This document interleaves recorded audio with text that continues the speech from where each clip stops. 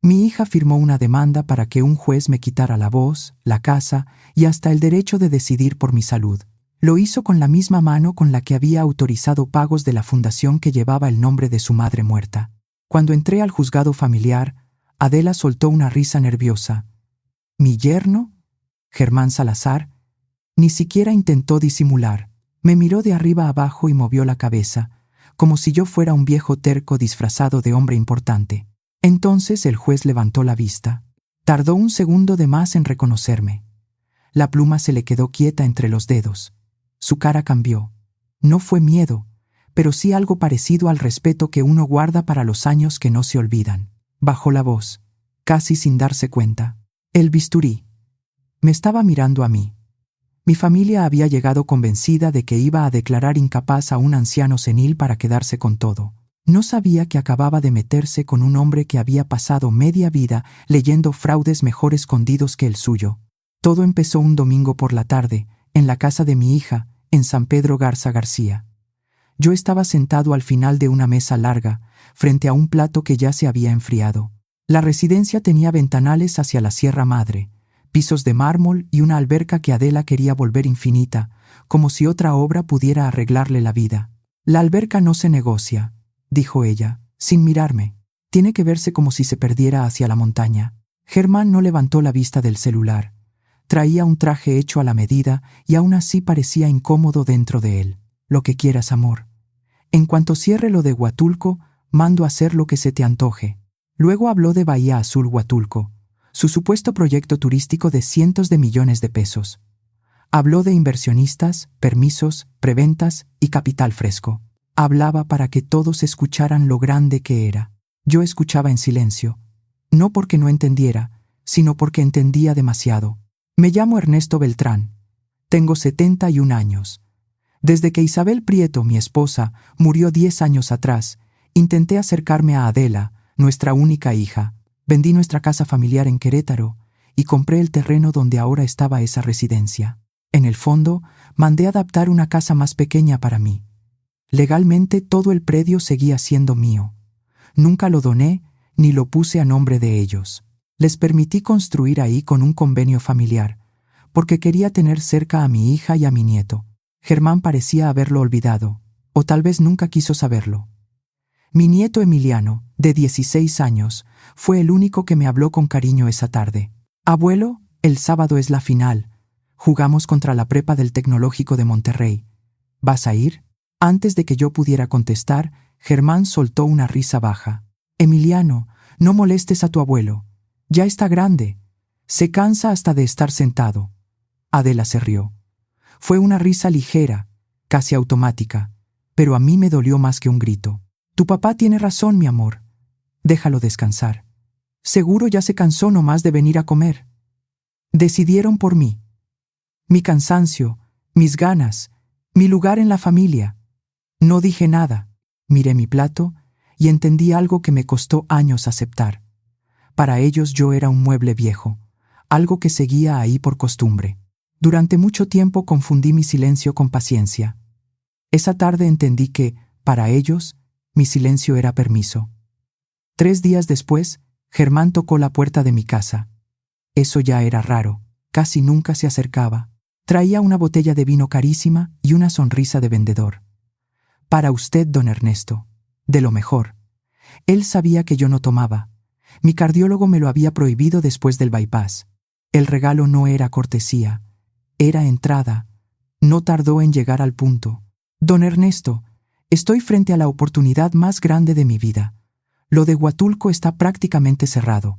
Solo traemos un detalle de liquidez para destrabar permisos y dar confianza a los inversionistas. Se inclinó hacia mí. Su loción llenó la sala. Usted tiene esta casa libre, patrimonio parado. Solo tendría que apalancar un poco. 10 millones de pesos. 6 meses. Máximo. Le regreso 14. Lo miré con calma. La gota de sudor en su sien lo decía todo. No era entusiasmo. Era miedo. Germán, ya no estoy para jugar con riesgos. Mi dinero es para mi retiro, mis gastos médicos y para no depender de nadie. La respuesta es no. La sonrisa se le cayó. Increíble, murmuró. Después de todo lo que hacemos por usted. Vive aquí, en nuestro terreno, sin pagar renta y no puede ayudar a su propia familia. Yo pagué esta casa, Germán, pero el terreno es nuestro. Ahí entendí que no sabía o que fingía no saber. La mansión, los jardines, la entrada monumental y la alberca estaban sobre un predio que seguía siendo mío. Dejó la botella sobre la mesa con tanta fuerza que el vidrio sonó como amenaza. Se va a arrepentir, viejo. Se va a arrepentir de ser tan egoísta. Salió y azotó la puerta. La foto de Isabel, sobre mi escritorio, tembló con el golpe. Una semana después, desperté a las 3 de la mañana con presión en el pecho. No era un dolor punzante, sino el agarre conocido de la angina, extendiéndose hacia el brazo izquierdo. Mi cardiólogo me lo había advertido. Si siente algo raro, pida ayuda. Llamé a la casa grande. Adela contestó al cuarto timbre. Papá, ¿qué pasó? Es de madrugada. Hija, no me siento bien.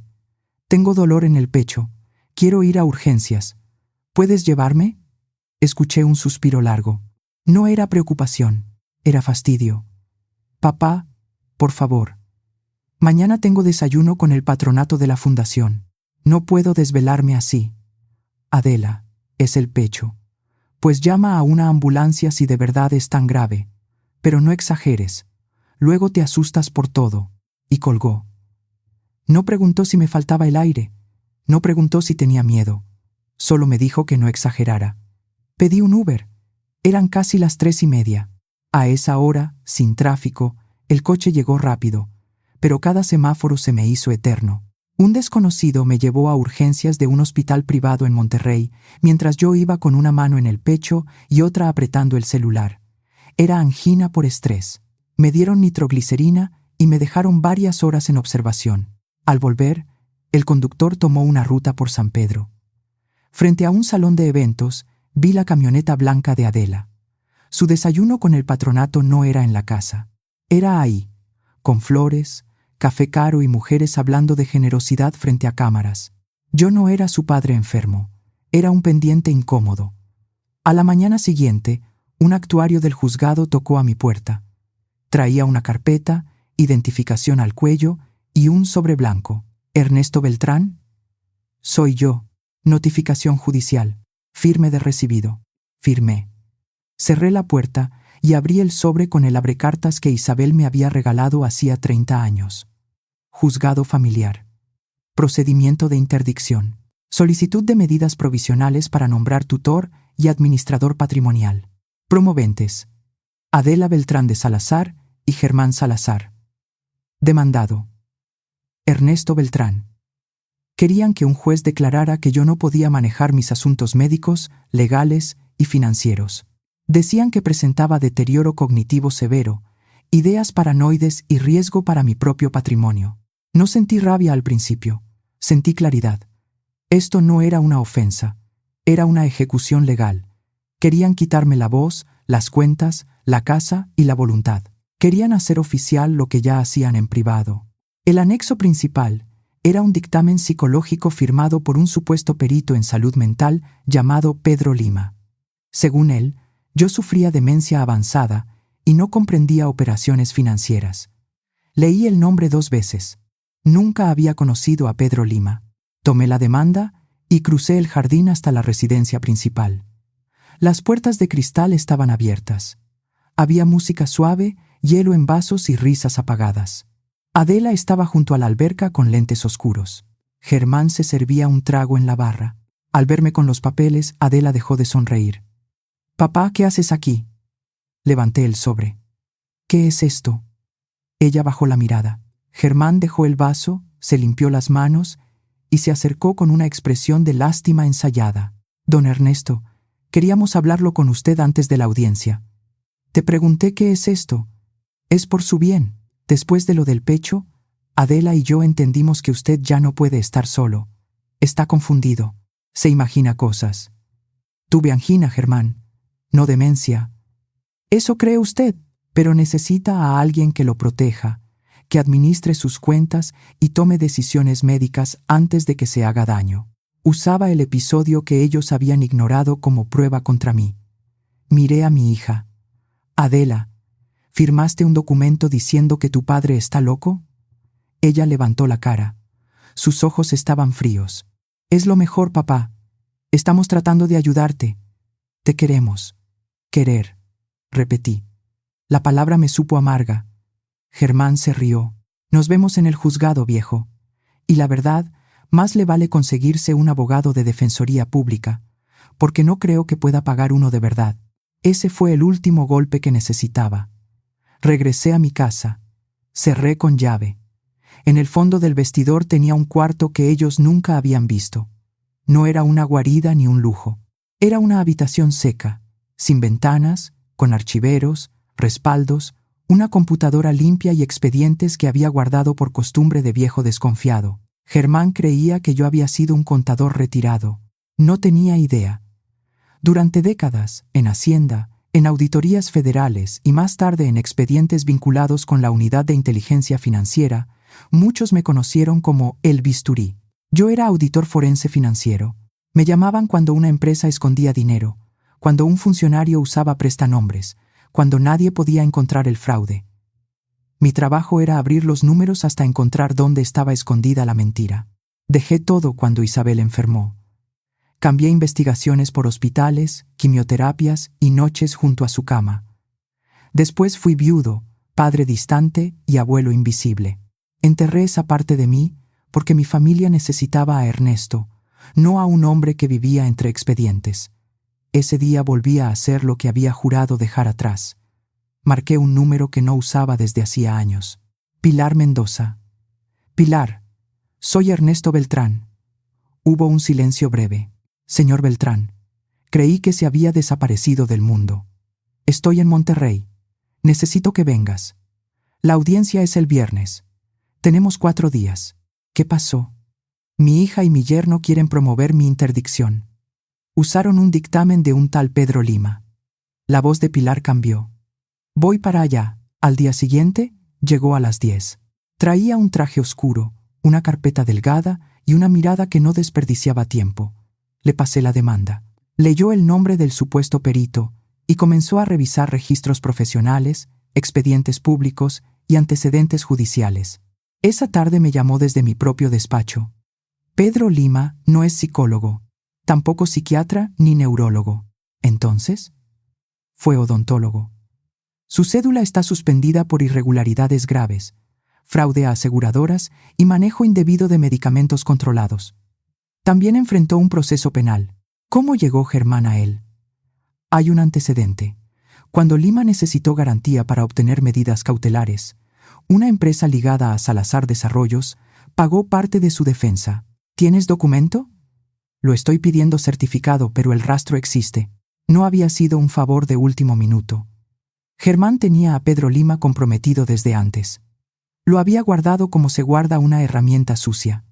Mientras Pilar revisaba el lado legal, yo seguí los números. No tuve que entrar a ningún sistema. Las sociedades mal hechas siempre dejan rastros en registros públicos, facturas, garantías y contratos. Salazar Desarrollos tenía capas: sociedades operadoras, patrimoniales, fideicomisos, empresas de eventos y consultorías. Todo diseñado para confundir. Pero Germán había cometido un error común. Usó el mismo correo personal en registros, bancos y proveedores. Ahí apareció Apex Capital. No era un banco paciente. Era un fondo privado que entraba cuando alguien ya estaba acorralado. Y Germán lo estaba. Bahía Azul Huatulco no era la joya del Pacífico. Era un proyecto detenido, con preventas incumplidas, contratistas reclamando pagos, permisos atorados y reportes de liquidez inflados. Apex le había exigido una llamada de capital por 90 millones de pesos. Si no pagaba, ejecutarían garantías cruzadas, sociedades, cuentas, vehículos y derechos. Germán no quería mis 10 millones para salvar el proyecto. Los quería para fingir solvencia, pagar urgencias y comprar unos días. Entonces hice la pregunta correcta. Si estaba quebrado, ¿de dónde sacó dinero para abogado y falso perito? Pensé en el desayuno del patronato. En la fundación. Cuando Isabel murió, creé la Fundación Isabel Prieto para apoyar investigación y atención temprana contra el cáncer. Nombré a Adela directora operativa, porque creí que la acercaría a su madre. Yo seguía como presidente del patronato, con derecho de auditoría y acceso a los movimientos. Esa fue una precaución mía. También fue una de las pocas cosas que no pudieron quitarme. Llamé al banco privado que manejaba la cuenta operativa. Estoy ejerciendo mis facultades como presidente del patronato. Necesito movimientos, facturas y cheques de los últimos 12 meses. El ejecutivo pidió confirmar documentos y facultades. 2 horas después, me dio acceso al expediente digital. La cuenta operativa debía tener más de 12 millones de pesos. Quedaban menos de 8. Bajé por los movimientos. Había apoyos normales a hospitales y laboratorios. Luego aparecieron los pagos grandes. 2.500.000 pesos a Salazar. Desarrollos por consultoría estratégica. 1.500.000 pesos a Premier Eventos del Norte, una empresa creada 3 meses antes, con domicilio en oficina virtual y controlada por Germán.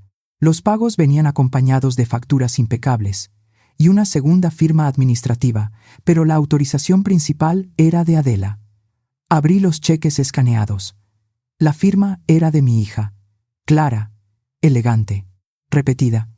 No era solo dinero, era el nombre de Isabel en una factura falsa. Mi hija había autorizado pagos de una fundación contra el cáncer hacia empresas de su esposo. Dinero con el nombre de su madre. Dinero que terminó financiando la demanda contra su padre. No grité, no rompí nada. Solo me quedé mirando la pantalla hasta que las letras dejaron de moverse frente a mis ojos. Pensé en Isabel en los pasillos del hospital, en sus manos frías después de cada tratamiento, en la manera en que todavía intentaba sonreír para que Adela no tuviera miedo. Yo estaba preparado para la corrupción de Germán, pero todavía quería creer que Adela era débil, manipulada, confundida. Esas firmas mataron esa esperanza. Llamé a Pilar. Esto ya no es solo defensa. Usaron dinero de Isabel para atacarme. Lo siento, Ernesto.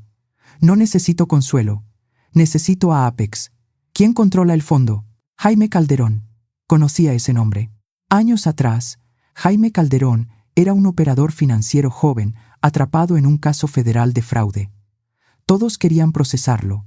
Yo revisé los números y encontré documentos que demostraban que no participó en el fraude principal. Lo salvé porque la verdad decía eso. Años después, cuando Isabel murió, Jaime me llamó. Si algún día necesita algo, me busca. Nunca lo hice. Hasta entonces. Marqué a su oficina. La asistente intentó detenerme. El señor Calderón está en junta. Dígale que llama a Ernesto Beltrán. Dígale que llama el bisturí. Me comunicaron en segundos. Ernesto, dijo Jaime, ¿está todo bien? Necesito cobrar aquel favor. Tienes deuda de Germán Salazar, Proyecto Bahía Azul Huatulco. Lo escuché teclear. Sí. Mi equipo iba a ejecutar. Quiero la cesión de derechos. El paquete completo. Pago desde mi fideicomiso patrimonial. No es dinero de la fundación y quiero que mi nombre no aparezca hasta la audiencia. Jaime guardó silencio. ¿Quiere quedar como acreedor? Sí. Hoy firmamos carta de intención vinculante. Mi jurídico puede dejar lista la cesión y la notificación inicial antes del viernes. La ejecución formal tomará su camino. Eso me basta. No le avisen a Germán. No lo haremos. Durante los siguientes días, Pilar preparó constancias, solicitudes de copias certificadas y denuncias.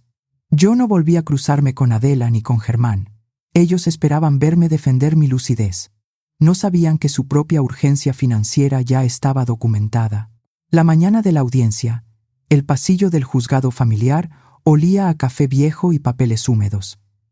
Pilar caminaba a mi lado con un portafolio delgado. No llevaba los suéteres cómodos que mi familia conocía. Ese día usé un traje gris oscuro que no me ponía desde una comparecencia federal. Me había cortado el cabello. Iba rasurado. La espalda recta. Entramos. Germán y Adela estaban sentados con su abogado, el licenciado Fierro, un hombre de traje brillante y cabello demasiado peinado. Adela me vio y soltó la risa nerviosa que escuché al principio. Germán sonrió con desprecio. Para él, mi traje era un intento patético de parecer importante. El secretario anunció al juez Juan Carlos Carmona. El juez entró, abrió el expediente y leyó mi nombre. Al levantar la mirada, se quedó quieto. Yo también lo reconocí. Años atrás, Carmona había sido un abogado joven del gobierno federal con un caso de fraude a punto de caerse. Mi peritaje ordenó ese expediente. Ese caso hizo su carrera. Bajó la voz. El bisturí. La sala se quedó en silencio. Luego recuperó la compostura. Conozco la trayectoria pública del señor Beltrán en expedientes federales, dijo, mirando al abogado de Germán. Eso no le da privilegios ni cambia las reglas de esta audiencia, pero obliga a revisar con mucho cuidado lo que aquí se afirma. Fierro tragó saliva. Su señoría, llamamos como testigo principal al doctor Pedro Lima. Pedro Lima entró con un traje mal ajustado y la cara sudorosa rindió protesta. Fierro lo guió con preguntas simples. ¿Evaluó usted al señor Ernesto Beltrán? Sí. Realicé una evaluación psicológica. Conclusión: presenta deterioro cognitivo severo, fallas de memoria e ideas paranoides sobre su familia y su patrimonio. No está capacitado para administrar sus asuntos. Yo permanecí inmóvil. Pilar se levantó con una sola hoja. Buenos días, señor Lima. ¿Doctor en qué? En el área médica. Le pregunté en qué. Fierro objetó. El juez lo detuvo. El testigo presentó un dictamen psicológico. Su preparación es relevante. Contesté. Lima tragó saliva. Fui odontólogo. Un murmullo recorrió la sala. Pilar siguió. ¿Tiene cédula activa? Estoy retirado. Esa no fue la pregunta. ¿Su cédula se encuentra activa? Lima miró a Germán. No. ¿No es cierto que fue suspendida por fraude a aseguradoras y manejo indebido de medicamentos controlados? No recuerdo los términos exactos. Pilar puso la hoja en el proyector. Apareció el registro. ¿Está autorizado para emitir diagnósticos psicológicos o psiquiátricos? No de esa manera, pero hice una valoración de gabinete. ¿De gabinete? ¿Cuántas veces entrevistó al señor Ernesto Beltrán? Lima se humedeció los labios. Me basé en información proporcionada por la familia. Entonces no lo entrevistó. Hubo elementos suficientes. Pilar proyectó una transferencia. Salazar Desarrollos a Pedro Lima. 500,000 pesos. Concepto: consultoría. Fecha: 3 días antes del dictamen. ¿Recibió usted ese dinero antes de firmar el dictamen? Lima bajó la cabeza. Fue por servicios profesionales. ¿Servicios psicológicos que no está autorizado a prestar? No contestó. Pilar esperó. Señor Lima, ¿hizo una evaluación completa al señor Beltrán? El hombre tardó demasiado.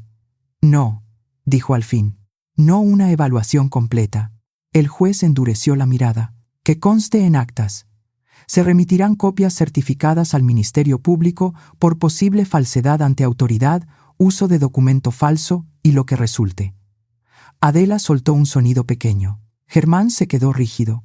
Su testigo principal acababa de hundirlos.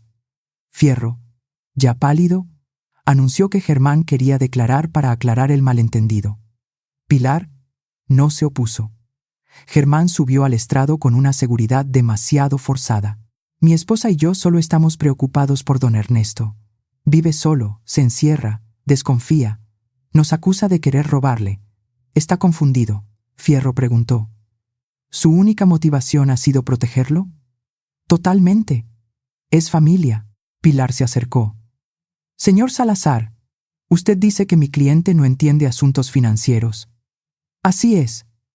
Que no comprende el dinero moderno. Exacto. Entonces, cuando fue a pedirle 10 millones de pesos, ¿qué hacía?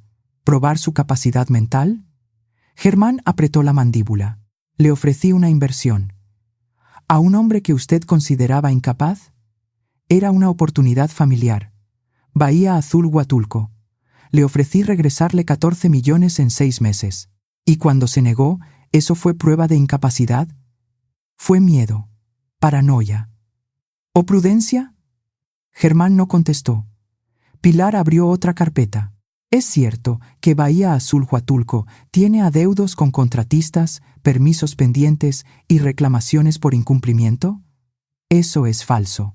Es falso que Apex Capital le exigió 90 millones de pesos bajo amenaza de ejecutar garantías cruzadas. Germán perdió color.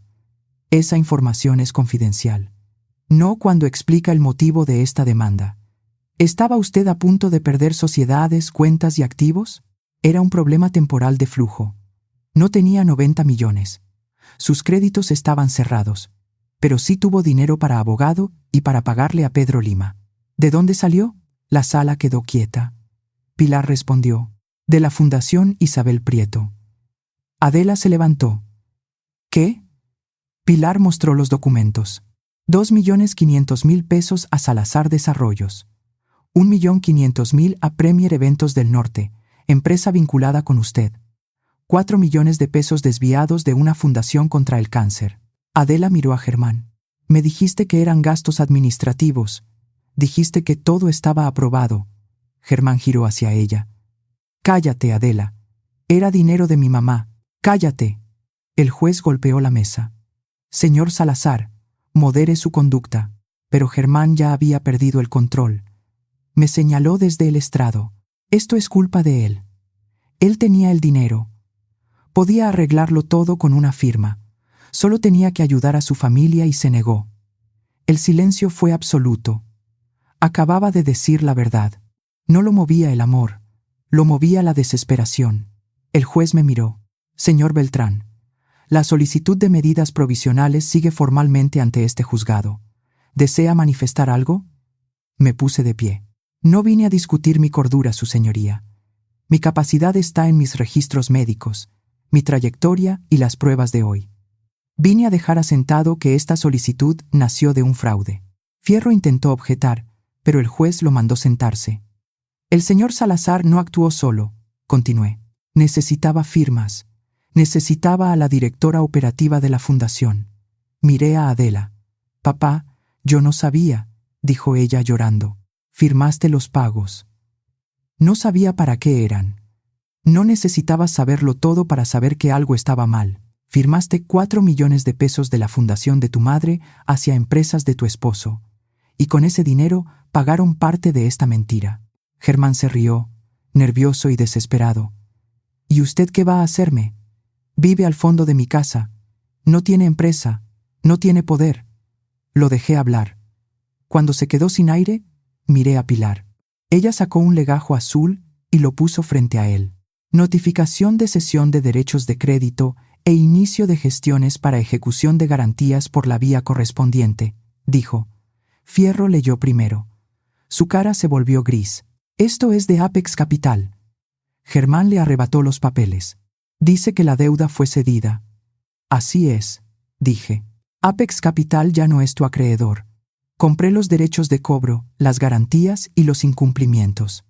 Germán abrió la boca, pero no salió nada. No le debías a Apex, Germán. Ahora me debes a mí. La frase cayó sobre la sala. No voy a darte prórrogas. No voy a renegociar. La ejecución de garantías no se resolverá en este juzgado, pero ya está en manos de quien corresponde. Y explica por qué necesitabas declararme incapaz.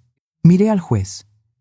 Solicito que se nieguen las medidas provisionales, que se ordene pericial independiente si los promoventes insisten y que se dé vista al Ministerio Público por el dictamen falso, el desvío de fondos y la conducta de los promoventes. El juez asintió.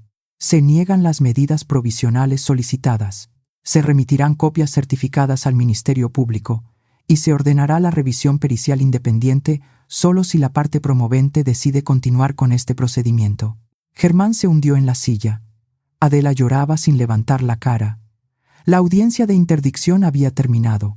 Lo demás vendría después. Germán contrató otro abogado y trató de presentarse como un empresario presionado por errores administrativos. No funcionó. Las transferencias, las facturas falsas, el pago a Pedro Lima, los reportes inflados de Huatulco y la demanda fraudulenta estaban documentados. La fiscalía tomó el caso. La fundación denunció. Pilar ordenó cada prueba. Germán rechazó cualquier acuerdo porque todavía creía que podía hablar su salida de cualquier problema. El proceso se alargó más de lo que él esperaba. Cuando llegó la sentencia, no hizo falta adornar nada. Ahí estaban las firmas, las facturas, las transferencias y los testimonios. Lo declararon culpable de fraude, administración fraudulenta, uso de documento falso y desvío de recursos. Le dieron 10 años. Lo vi salir sin traje caro, sin reloj brillante, sin sonrisa. Caminaba escoltado, con la mirada de un hombre que por fin entendía que nadie iba a comprarle otra mentira. Adela fue más difícil. Era mi hija. Era la sangre de Isabel, pero también era la mujer que firmó los pagos. Se rió de mí en la mesa, me colgó el teléfono cuando me dolía el pecho y pidió a un juez que me quitara mi voz. Su abogado me buscó. Don Ernesto, ella fue manipulada. Una carta suya puede ayudar. ¿Germán le movió la mano para firmar? No. Entonces tomó una decisión. No pedí castigo extra. Tampoco pedí clemencia. Adela aceptó su responsabilidad en un procedimiento abreviado. Le dieron libertad condicionada, obligación de reparar el daño y servicio comunitario supervisado en una institución para adultos mayores con Alzheimer y demencia. No en una oficina bonita, no en una campaña con fotografías. Cada fin de semana tendría que alimentar, acompañar y ayudar a personas que de verdad habían perdido la memoria. La primera vez que la vi salir de la residencia, venía con el uniforme manchado y los ojos apagados. No me acerqué. Ella tampoco me buscó, pero por la forma en que caminaba, entendí que ya había visto algo que ningún discurso podía enseñarle. La fragilidad real de una mente que se apaga y la crueldad de usar esa palabra como arma contra alguien que todavía estaba entero. 6 meses después, la residencia estaba en silencio. La casa grande se vendió mediante ejecución y acuerdos legales. También vendí el terreno y mi casa del fondo. Una parte del dinero regresó a la Fundación Isabel Prieto, ahora con administración profesional y sin poder de firma para mi familia. Otra parte quedó en un fideicomiso para Emiliano hasta que cumpliera 25 años. Él no tenía culpa de la miseria de sus padres, y fue el único que me invitó a su partido cuando todos me trataban como un estorbo. Yo estaba empacando los últimos archivos en mi despacho. Los monitores estaban apagados. Cerré cajas, rompí copias viejas y dejé solo lo indispensable para Pilar. Escuché pasos en el porche. Abrí. Era Adela. No llevaba ropa de diseñador ni lentes oscuros. Traía un uniforme azul de voluntaria, el cabello recogido, la cara sin maquillaje y las manos rojas. Parecía 10 años mayor. «Tú ya sabías, ¿verdad?», preguntó. Dejé la cinta sobre una caja. ¿Sabía qué? Lo de Germán. Lo del proyecto. Lo de la fundación. Sabías y me dejaste seguir. Pudiste pararme antes. Le temblaba la voz, pero te quedaste mirando. Dejaste que firmara. Dejaste que presentáramos la demanda. Dejaste que todo explotara en el juzgado. Querías castigarme. Terminé de sellar la caja y la miré. No. Si te hubiera detenido antes, no habrías aprendido nada. Me habrías llamado paranoico. Habrías dicho que quería controlar tu matrimonio. Germán te habría contado otra historia, y tú la habrías creído. Ella apretó los labios. Yo no te puse la pluma en la mano, Adela. Solo dejé de cubrirte. Las lágrimas le bajaron en silencio. Cuando tenías 10 años, le robaste 500 pesos a tu mamá, dije. Adela levantó la mirada. Lo recordaba. Isabel lo supo.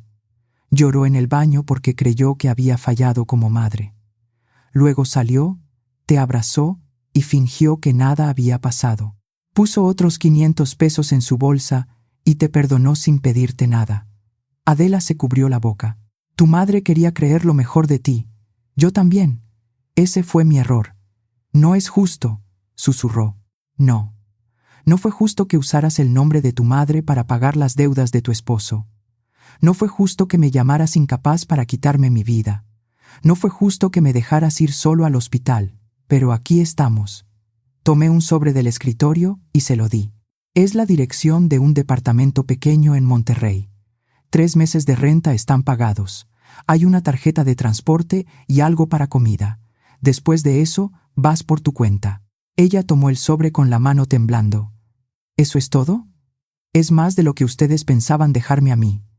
Me miró buscando al padre que siempre cedía. Yo seguía siendo su padre, pero ya no era un hombre dispuesto a confundirse con una alfombra. Adela se fue sin decir otra palabra. La vi caminar hasta la calle. No había camioneta, chofer, ni Germán.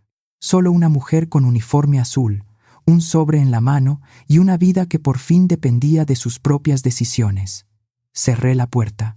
Pensé en Isabel, en su manera de perdonar demasiado y en mí, que había callado demasiado. Pensé en Emiliano, en esa invitación sencilla que me recordó que el respeto no siempre viene de quien debería darlo. Tengo 71 años. Me retiré 2 veces. La primera, de mi trabajo. La segunda, de ser un viejo cómodo para todos. Aquel día en el juzgado no recuperé poder. Recuperé mi voz. Apagué la luz del despacho y salí de la casa vacía. Por primera vez en años, no me fui en silencio.